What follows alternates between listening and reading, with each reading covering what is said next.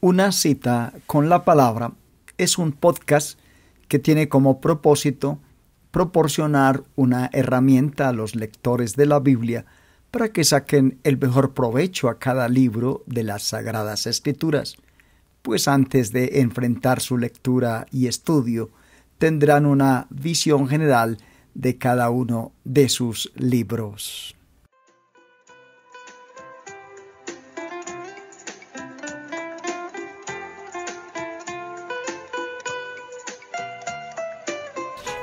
Bienvenidos a nuestro podcast, una visión general del libro de Esdras.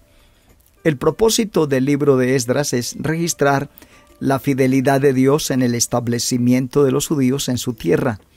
Todo el libro de Esdras cubre un periodo de alrededor de 80 años. A fin de comprender los acontecimientos subyacentes a la restauración del pueblo de Judá a su tierra, se han de comprender algunos hechos, incluyendo la cronología del periodo y los reyes persas que gobernaron durante esta época. En cuanto a la cronología de la restauración, nos encontramos con el rey Ciro. Primer regreso, se comienza el templo y luego se detiene. Con el rey Cambises no se trabaja en el templo. Con el rey Darío se acaba el trabajo del templo. Con el rey Jerjes o Asuero inicia la historia de la preservación de los judíos. Y con Artajerjes viene el segundo regreso bajo la dirección de Esdras y tercer regreso bajo la dirección de Nehemías durante el ministerio de Malaquías. Fue el reino meridional de Judá llevado cautivo a Babilonia, y fue el reino meridional el que volvió a la tierra de Palestina, pero se debe tener en cuenta que había también presentes elementos de las tribus del norte. A veces a las tribus del norte se le llama las 10 tribus perdidas. No se perdieron en el sentido de desaparecer.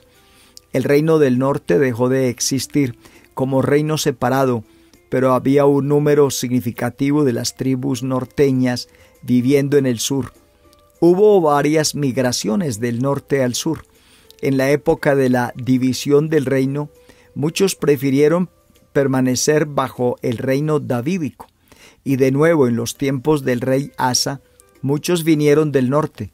Incluso, tras la caída del reino del norte, hubo norteños con el corazón inclinado hacia el Señor, y que aún vivían en el área del norte, que se unieron a Ezequías y posteriormente a Josías. Durante el cautiverio, el profeta Ezequiel ministró a la casa de Israel, lo que indica que incluso en el cautiverio había una mezcla de los dos reinos. En la época de la restauración, las tribus de Judá y de Benjamín eran claramente las principales. Sin embargo, las ciudades norteñas de Betel y Jai se incluyen entre las que regresaron. Se puede decir con certidumbre que todo Israel volvió al hogar en la era de la restauración. Desde luego, en los tiempos del Nuevo Testamento, todas las tribus estaban en evidencia, y las 12 tribus tendrían parte en la final de la gran restauración de Israel. El imperio persa había derrotado y conquistado el imperio de Babilonia en el año 539 a.C. El gobierno persa se había establecido con poder, pero quería la lealtad de sus nuevos súbditos. Muy posiblemente con la ayuda de Daniel, Ciro promulgó un decreto permitiendo a los judíos que volviesen a su patria y reconstruyesen su templo. Los que estaban dispuestos a abandonar Babilonia y a volver a la desolada tierra de Palestina fueron cuidadosamente seleccionados. Zorobabel dirigió un grupo de casi 50,000 personas. Al llegar a la tierra, la primera actividad fue reconstruir el altar del holocausto. Luego se hizo un trabajo preliminar en el templo, limpiando el lugar de escombros y echando los cimientos. No todos se sintieron felices de volver a ver a los judíos en su tierra.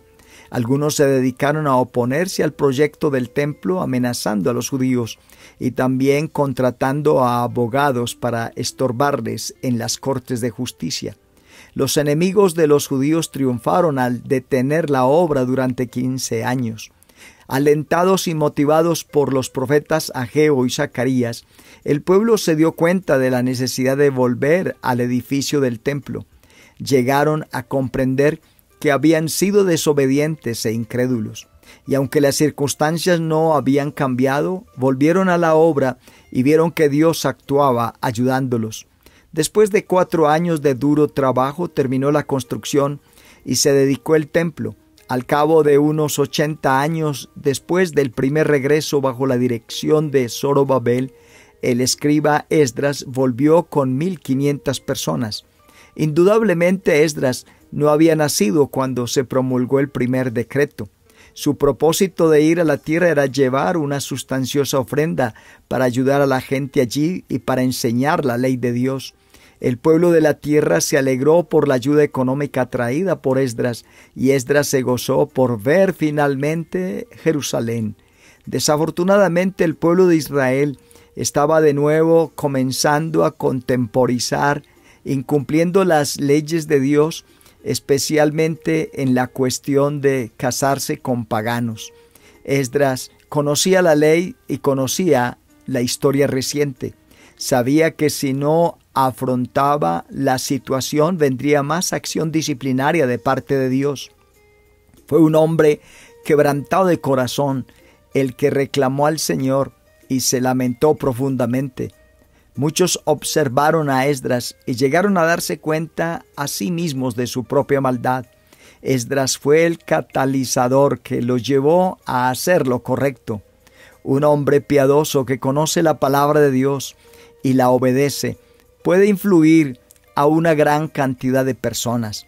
Así vino un avivamiento que es un nuevo comienzo de obediencia al pueblo de la nación de Israel. Esta es una visión general del libro de Esdras.